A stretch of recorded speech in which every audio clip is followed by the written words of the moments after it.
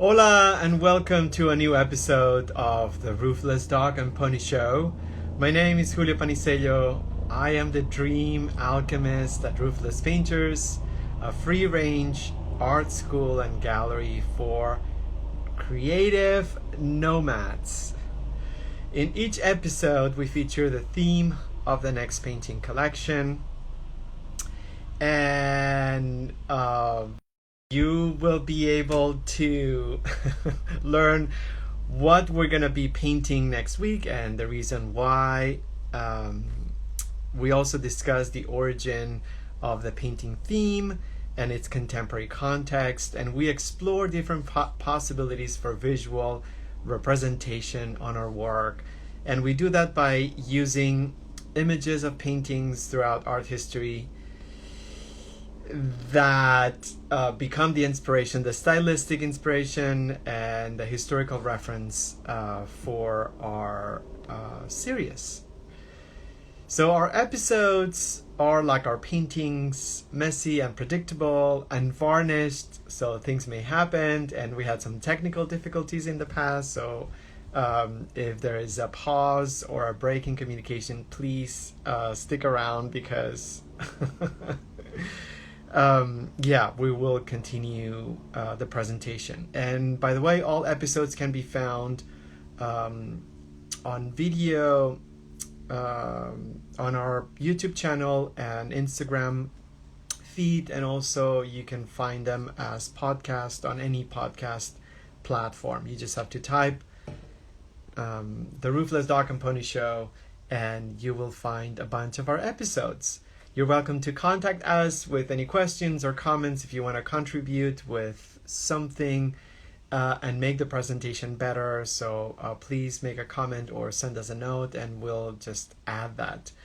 So we have a huge announcement, and the next painting collection is going to be somewhat related to this huge announcement, but we're just going to mention it here, and that is the fact that we got exclusive access to bring our atelier to the Getty Museum this Monday. So we've been talking to them for a long time. They have a lot of restrictions and they were closed for so many months, and then when they opened, they also didn't allow groups, but we finally did it. So this Monday we have exclusive access.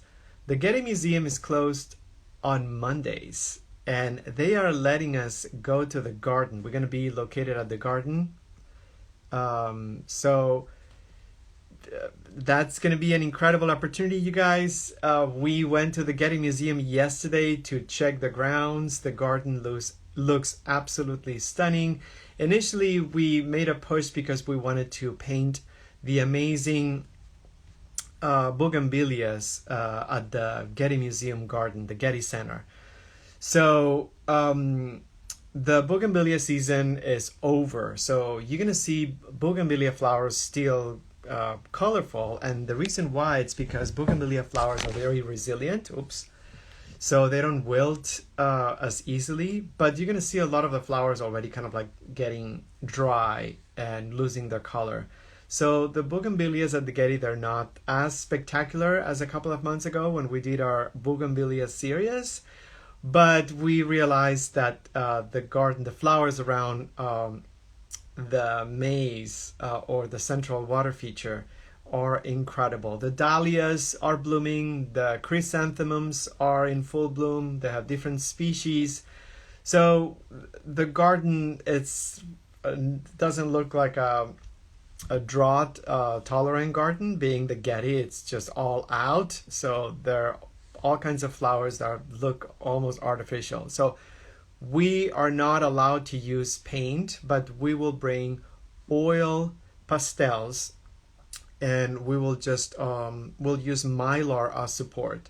We've done this before using oil pastels over mylar, and it's gorgeous.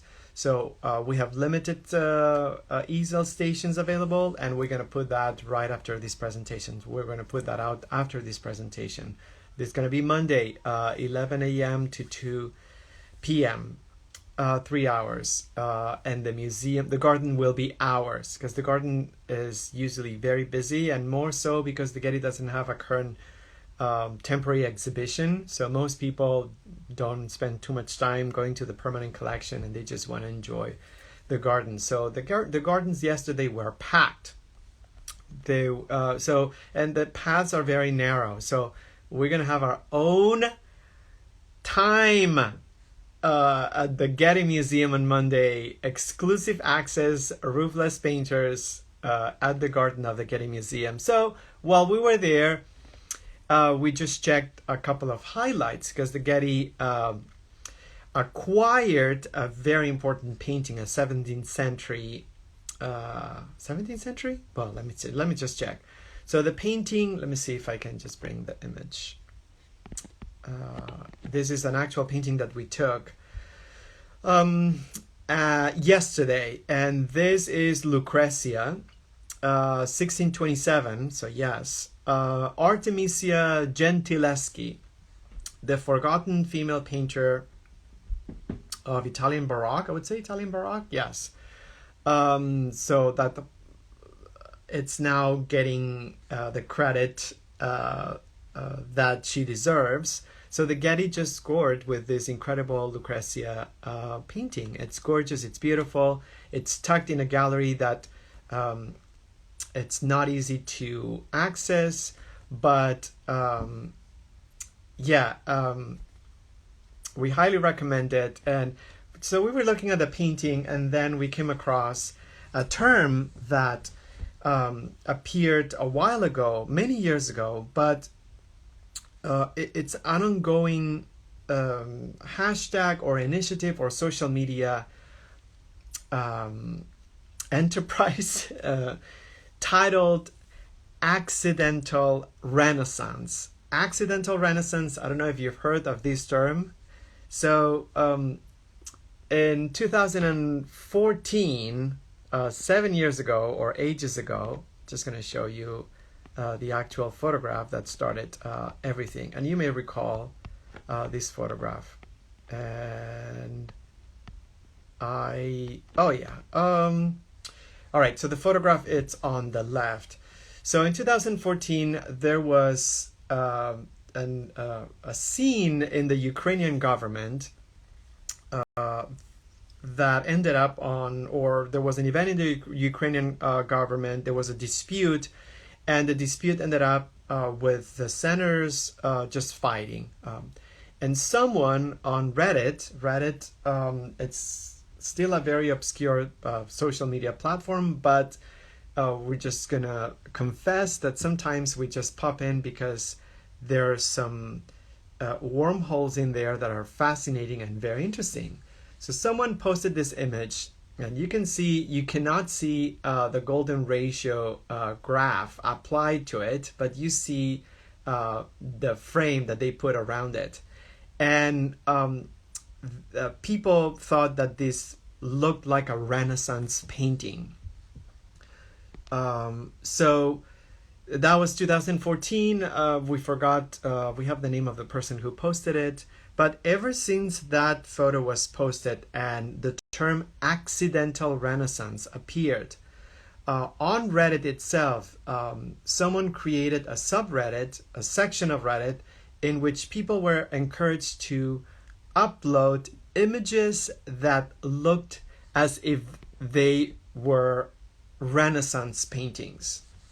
So we discovered a trove of just contemporary photographs, and this happened up to 2 days ago, where the feed was refreshed. There are 800,000 people signed up or have joined this subreddit, and they constantly upload images. Some of them are staged, some of them are random, but the core is that the image represents, or it's presented in a way that makes it look like a Renaissance painting.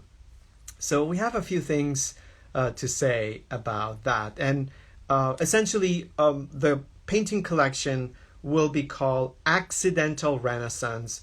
We will provide images that are out there on social media with no copyright markings of any kind. and these will be image references for our paintings. We're going to create Renaissance style paintings based on accidental Renaissance photographs.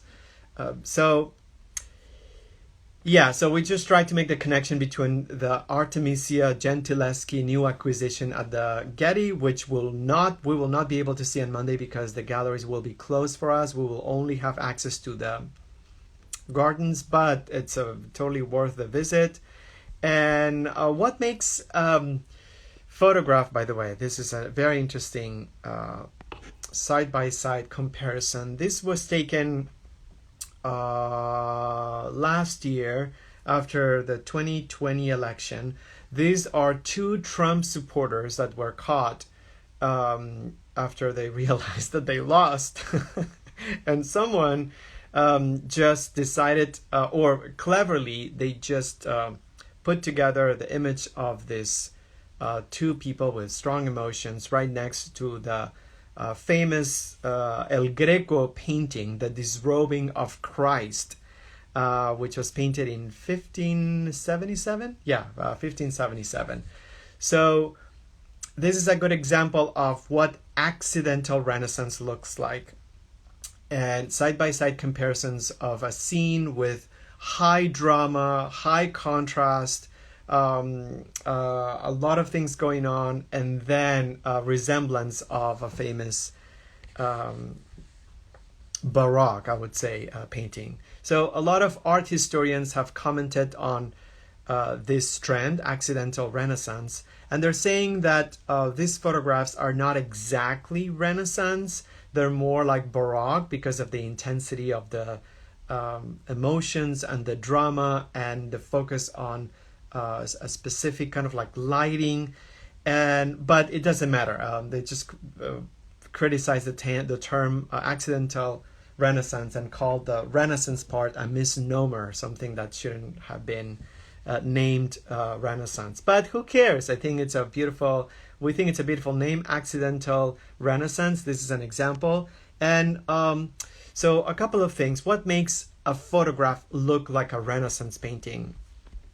So let me just bring up a couple of things that we have right here. Composition and light for sure. So composition meaning like the images look like the depictions of chaos, but they're actually very well composed or arranged. They're usually full of people, although we'll also talk about single portraits. And the people are showing some dramatic action and intense emotions. And you'll usually see there's a reason why this trend happened. It's not random. You'll usually see these kind of images in either political or sports events, and we're going to bring some images during the Olympics that could fit right into this accidental Renaissance category. Music festivals and also protests. Hence, a lot of incredibly powerful images that we're taking in the protests and marches that happened in the summer of 2020. So there's a correlation between the time that we are going through right now, this polarized, dramatic, and intense time, and the fact that people are capturing our context or our realities in a way that feels like an echo of Renaissance time, or the time in which these kind of like emotions also rocked the society in a way.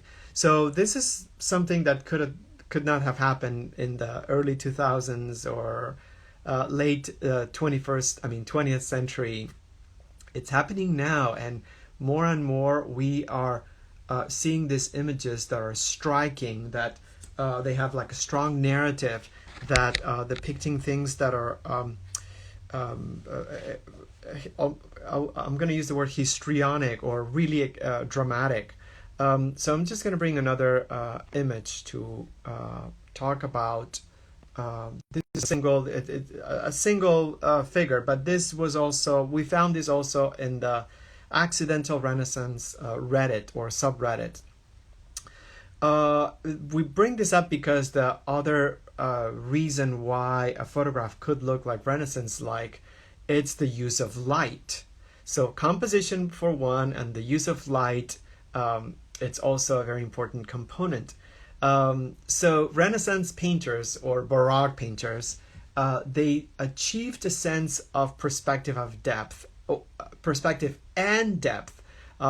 with light. So two terms right here that are completely opposite, but they were kind of like tricks that people used at the time and that we talk about in our painting sessions. Number one, sfumato.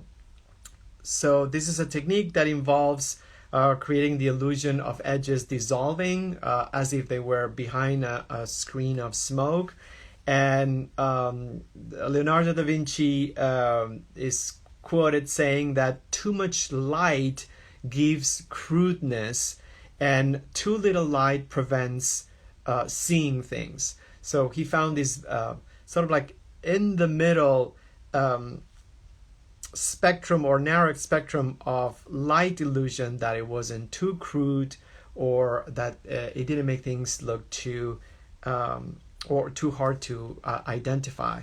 So natural light, no more artificial light. Studio lighting in images doesn't make them look Renaissance-like. So there's a lot of like drama in bringing this natural-like illusion. There's also this idea of chiaroscuro, which it's kind of like the opposite of sfumato, but painters used alternative, either one of those or sometimes both of them. And chiaroscuro, it's very much focused on a single point of light or spotlight. It's a way of lighting the subject or the focal point in a way that feels very dramatic and leaving everything else with precarious light. So a lot of the images that we're going to gather have either sfumato because they're scenes that literally happen with smoke. Think of protest and police brutality images that feel very Renaissance-like, or with incredible chiaroscuro,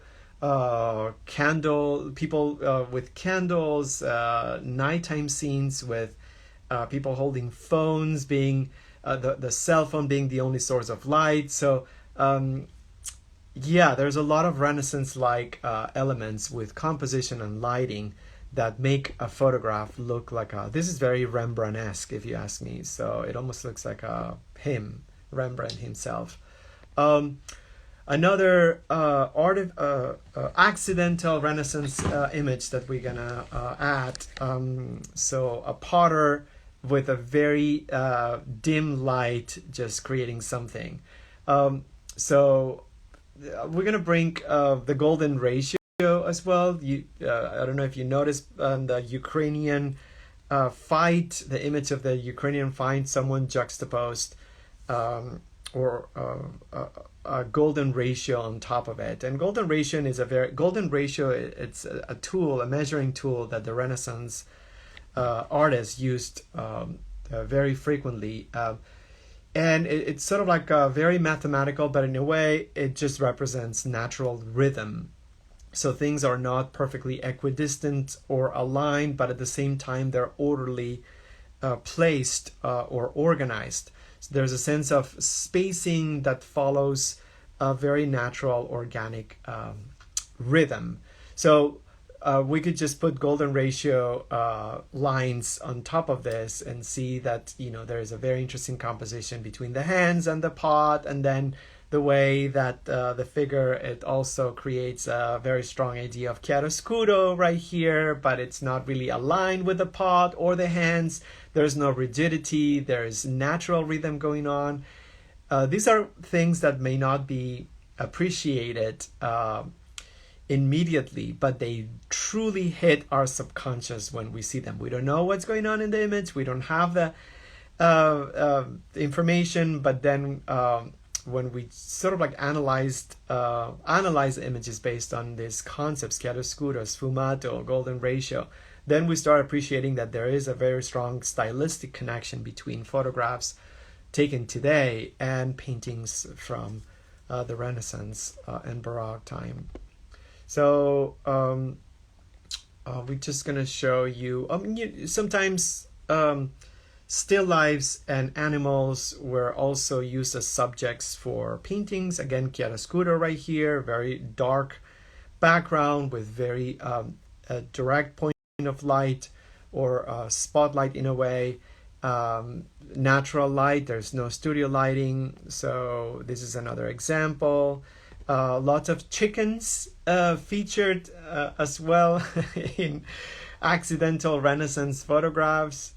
So we're going to bring a few of those. And oh my gosh. Of course, these are like different kinds of examples, but at a very incredible example of something that was posted as an accidental Renaissance image. Christine Blasey Ford, when she testified, this was an image that was taken at the time. We were not familiar with the term accidental Renaissance, but you can see here what kind of like intense drama goes on because of the way the image has been composed or arranged. I don't think photographers or photojournalists have that in mind when they take pictures nowadays. But some, let me see if I can bring the actual term. 1 second, because there's a very interesting Washington Post article that talks about armchair art historians, meaning like people at home that they're not art historians, but they spend time looking at things and trying to make connections. So these armchair art historians, they just recognize that this is a very intense, dramatic representation or visual capture of that historical moment. So 2021, we are living through very intense times. Everything's polarized. Every single image that we see features, we're not going to bring those images here, but the January 6th insurrection, those images have this powerful representation of chaos and absolute breakdown of society. But stylistically, there's something really powerful about people climbing walls and then with very strong emotions on their faces. So there are not many, but some people just put some of those images right there. And we're not going to bring those images, by the way, as references for this subject. But so this, let me see if I can just bring a couple more, and that would be, oh yeah, this is a recent one. It was uploaded today. And again, how and why could we just say that this is an accidental Renaissance image? Because of the things that we mentioned earlier, the natural light, the direction, the expression, the emotion, the composition, the arrangement. It looks accidental, but it is not accidental. So I think this is a very interesting concept. I think photography or people are trying to find a way to express the intensity of emotion that we are going through right now by using stylistic measures or tricks or effects or criteria that were used centuries ago to represent the same intensity of emotion. So we find this absolutely fascinating because this is a way to echo experiences through centuries and through art. So sign up for, I don't have anything else. I think that's it. Oh my gosh, I'm gonna bring the two. Yes, the two we mentioned, like sporting events, and yeah, during this Olympics, there were some very memorable images, and we chose two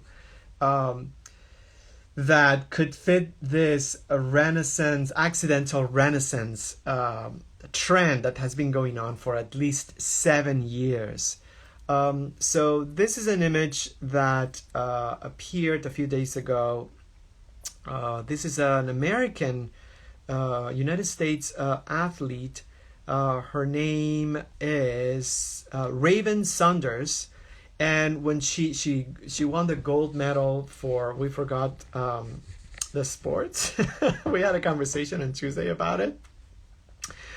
She's 25 years old, and then when during the award ceremony, she crossed her arms because she wanted to feature a gesture in solidarity with the oppressed people. And by oppressed people, she wanted to express that there's an intersection in which a lot of people could just fit in. She's a strong LGBTQ supporter, but also she speaks about racial inequality and sexism. And anyhow, so this is a very San Sebastian-like image, a very modern San Sebastian, if you ask us. We love the flower bouquet, we love the intensity and the soberness of the expression on the face. The background is very dark, so there's sort of like chiaroscuro thing going on. There's something biblical about what she did. So stylistically, we think this is a good example of contemporary accidental renaissance. So we're going to bring this image as well. And the second Olympic image that we bring, it's the Qatar and Italian runners, I think they were runners, I'm not sure, that decided to share. They achieved the same result, I guess, or the same score, and they either had to repeat the competition again, or they were proposed to share the gold medal, and they agreed to share the gold medal. Or I think the Qatar athlete proposed it, and then the Italian athlete agreed.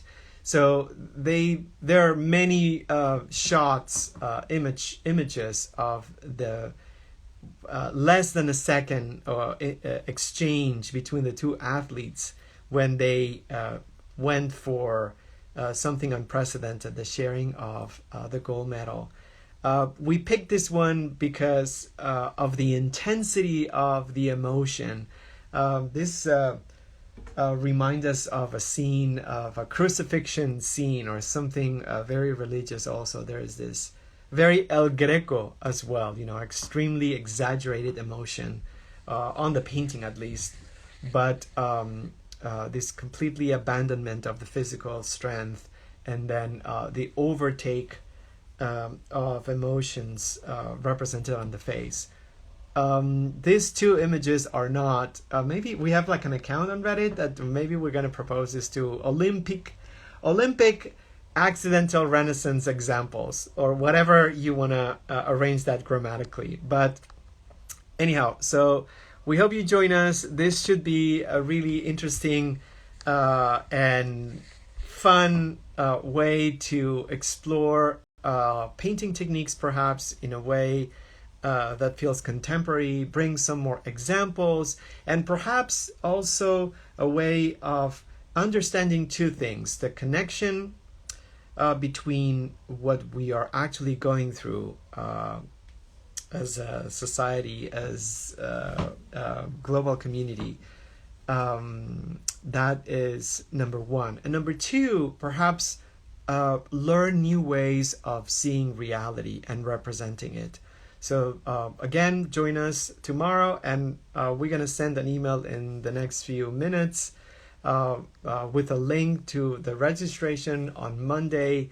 Exclusive access Roofless Painters in the Getty Museum garden. So we hope very limited spaces. We're not going to have a lot of spaces, but we hope you can join us then. So thank you so much.